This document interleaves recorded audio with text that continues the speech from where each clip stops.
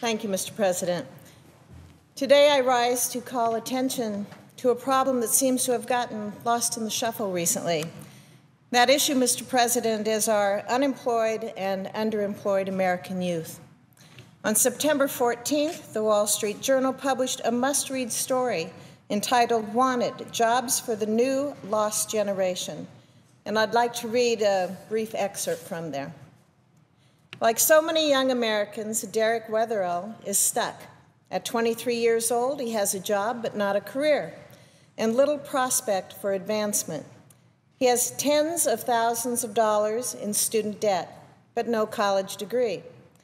He says he's more likely to move back in with his parents than to buy a home.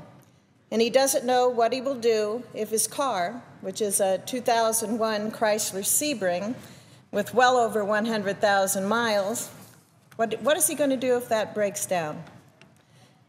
"I'm kind of spinning my wheels," Mr. Weatherall says. "We can wishfully think that eventually it's going to get better, but we really don't know. And that doesn't really help us now." Derek Weatherall's experience is hardly unique. It is, unfortunately, an experience shared by Americans across this nation, including in my home state of Nebraska.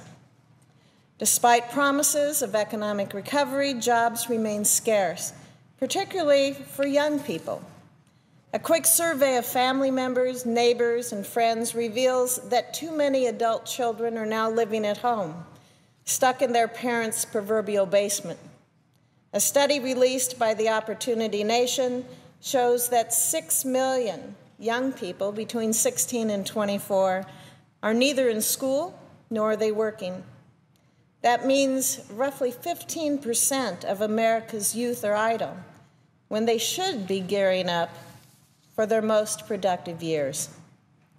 The study went on to state that youth unemployment is at its highest in more than a decade, and young people in many European countries now have a better shot at moving up the ladder from poor to rich than they do in America.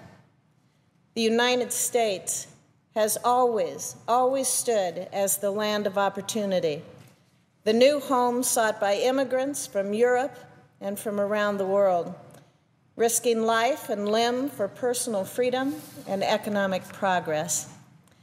It seems that the ancient European capitals now offer young people more hope, a better chance at upward mobility than our failing economy. That must change. The jobless youth don't belong exclusively to any class, race, or gender. This problem does not discriminate.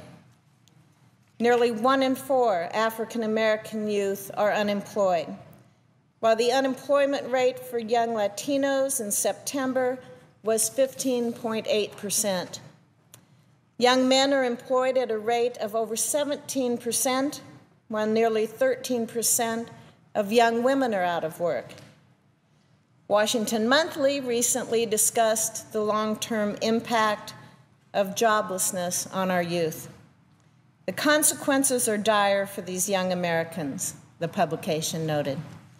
They're not only more likely to have a hard time in the job market, researchers have found that disconnection has scarring effects on health and happiness that endure throughout a lifetime. Unemployed, uneducated youth are at greater risk for criminality and incarceration, and they often go on to become unreliable spouses and improvident parents. The costs to society are also considerable. The direct support expenses and lost tax revenues associated with disengaged young people cost U.S. taxpayers $93 billion in 2011 alone, a bill that will only compound as the years progress, the publication concluded. In short, our weak economy is not only frustrating young Americans presently eager for work, it is jeopardizing their future. It's threatening more than just their ability to find present jobs. It's thwarting their efforts to build rewarding careers and start families. They're getting a late start, if any start at all.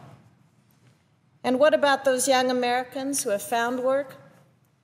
Well, according to a report by Accenture, over 40% of college graduates in the last 2 years are overqualified for their jobs. In other words, many of them are underemployed. I believe that all work has dignity. And while a college degree is important, it is not for everyone. But hardworking young people should have the opportunity to use their degrees and pursue their passions. They're not asking for special treatment. They're just asking for a chance. This economy is holding them back. As if young people weren't facing enough adversity, now they're told that they're legally required to purchase costly health insurance. In fact, the new law completely depends upon their participation. Yet the report on premiums released by the Department of Health and Human Services shows that many young people will not qualify for subsidies to make their premiums affordable. A study published by the National Center for Public Policy Research found that subsidies did not exist for people from the 18 to 34 years of age in 11 of 15 exchanges. These young people will be required to pay the full price of their premiums, which we all know are skyrocketing around this country. The American Academy of Actuaries published an article noting that the young people who don't qualify for subsidies will see an increase in costs of 42%. Tom from Omaha wrote me to tell me about his 26-year-old son, who had been paying $159 a month for his health coverage. Effective January 1st, 2014, Tom wrote, his rate will be $231. What is affordable about this? Tom added that his son's deductible would increase by $3,000 and his out-of-pocket costs by $3,850. We're no longer dealing with projections. We are dealing with real people. The National Center for Public Policy Research also found that even with the subsidies, about 3.7 million young people would actually save at least $500 by foregoing insurance and paying the fine. And as many as 3 million young people would save at least $1,000 by opting out of Obamacare. The bottom line, we have record numbers of unemployed young Americans now being forced to purchase health plans they do not want, and in some cases, with coverage that they don't even need. We need to empower, not burden, young Americans. The American dream of launching a career and starting a family, of buying a home and forging a brighter future, is not some quaint relic of a bygone era. The dream is alive and well.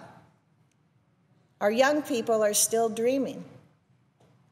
It's time for us to honor our duty to ensure that the next generation has the tools and experience to succeed, to keep America strong, and to pursue that dream.